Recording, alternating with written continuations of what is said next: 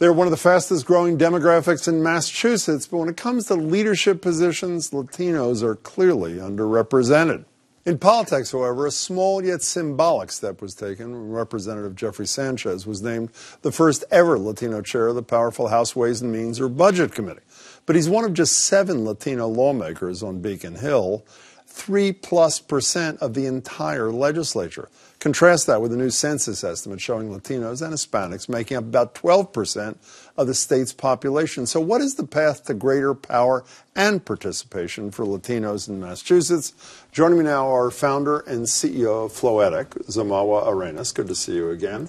Chelsea City Councilor Judith Garcia. Councilor, it's good to have you here. Who last year was recognized as part of the Huffington Post Top 10 Latinas Think Big Innovators to Watch. And Betty Francisco, who, in an effort to increase civic and leadership engagement, co-founded something called Latina Circle. It's good to meet you. Thanks so much for being. Can I start with you? You're the exception, let's face it, not the rule. Why have you succeeded when so many other Latinas have not?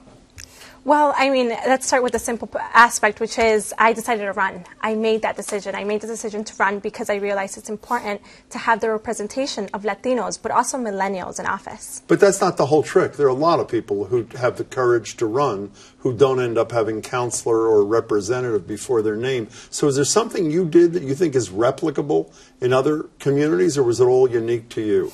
Well, absolutely. You need to create a platform that really speaks to the people, that really speaks to the demographic, but most importantly, it's very important to go out there, door knock, speak to the voters, get them to know you, and have them vote. You know, as I said in the opening, Betty, economic power pathetic compared to numbers. Political power. So, one statistic from the Boston Foundation study that Zamal was involved in, 92% of the growth of the population in Boston from 1980 to 2015 is Latino, 0 city councilors. Why is there such a disconnect between economic and political power and sheer numbers of Latinos in our state?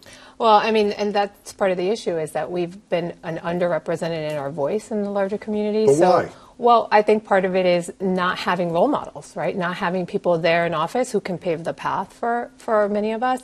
What Judith has done is tremendous. Does that really help? That when people see her, that really does help? Because it helps. Basically, the younger population can see if she attained this, maybe I can do it too.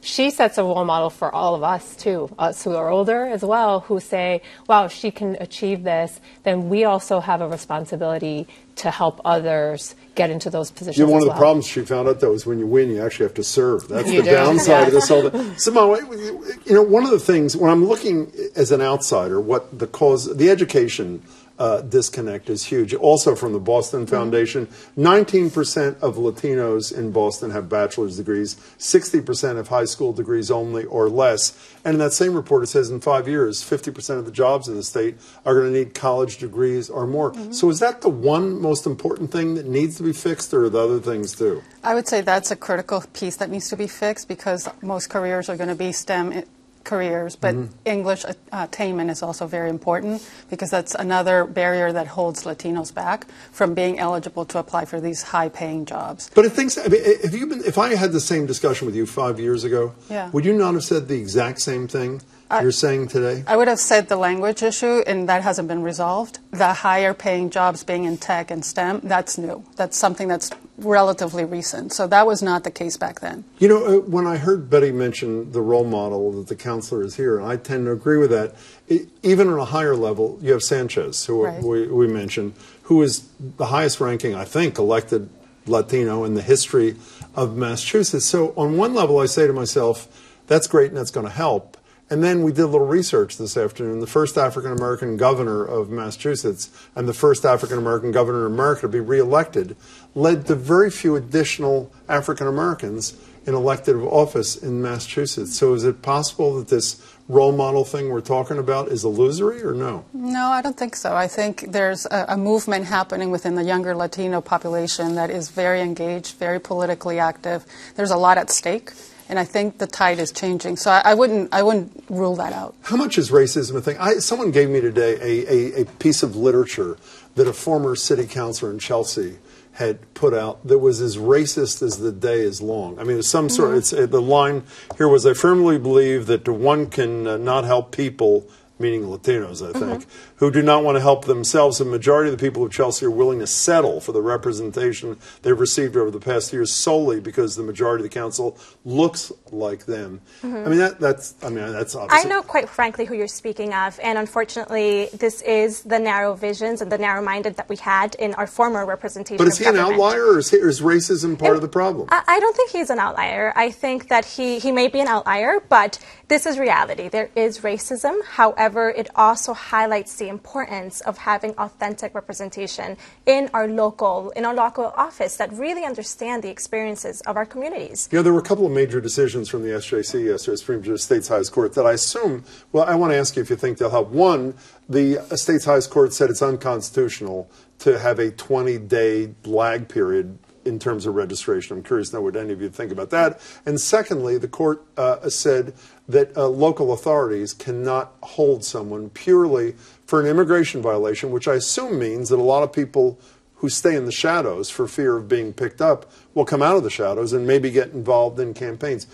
Am I right about this? I don't mean just running, but I mean, you know, supporting. I think with respect to the voting, that ruling will have an impact on getting more people out to vote. So the statistics overall around that Mass Vote puts out are around 66% of the population in Massachusetts eligible to vote actually is registered to vote. And for Latinos, it hovers even lower. So if you have more time closer to the election, you think the number's going to go up? I think it's going to help increase those numbers. And also the population that may not typically, you know, feel like they can come out, they, with both early voting and also same-day registration, it's going to significantly Well, we don't yet have same-day registration. If we were to adopt that. So what do you think about this second? Is Chelsea a sanctuary city? It is. We've had that designation since 2007. So will this SJC decision, which seems, I think it's the first in the country like this, basically say to a Latino who's worried if they report a crime, support a candidate, go to a public meeting, that they may put themselves at risk, is that going to free that person to get more engaged in the political life of their community, do you think? I think so, absolutely. You know, unfortunately, at the local level, when we talk about local elections, the participation is very, very low. So making things easier, not only for immigrants and Latinos, but also making it easier for millennials. You know, we are the generation that wants everything made a little easier, so it will help. You know, last time you were here a couple of weeks ago, I asked you what I'm going to ask you, all three of you again. If you could change one thing by fiat, you didn't have to go through the legislature. You didn't have Charlie Baker sign it. You didn't need to get the public to rally. What's the one thing that you think would make the most difference in the quickest period of time in terms of Latino representation in C-suites, on boards, in politics? What's the one thing? That's a tough question, Jim. That's why I'm here, my friend. I know, you asked the tough questions. So what would it be? I think it's really willpower. It's the will to make change happen, and that hasn't occurred here yet. How do you change that? That's a cultural thing, is it not? It's a cultural thing. I think the numbers are starting to sway people in the direction where it becomes more of a business imperative than it becomes a charity. And what's the one thing you'd change? Oh, you can't avoid the question. You're an elected official. I can't avoid it. I can tell you that funding has been a huge issue for it's something that discourages people to run for office, because in order to get name recognition, we do need the funding. So we need that power. But do organizations like Latino Circle, which basically bring Latinos together to get more engaged, is that the kind of thing that will help? They create the network. They create the network of people that can help and push a candidate forward, but we need to go beyond the words, and we actually need to put the money there in order to get candidates to run effective campaigns. And Betty, you're going to end it in 15 seconds quickly. What's the one thing It's radical, but I would have mandatory voting across the board, compulsory voting. If you have the right to vote, you should do it. Don't tell anybody, but I'm with you. Samara, it's good to see you. Counselor, pleasure to meet you. Betty, thanks so much. Really appreciate your time. Thanks so much.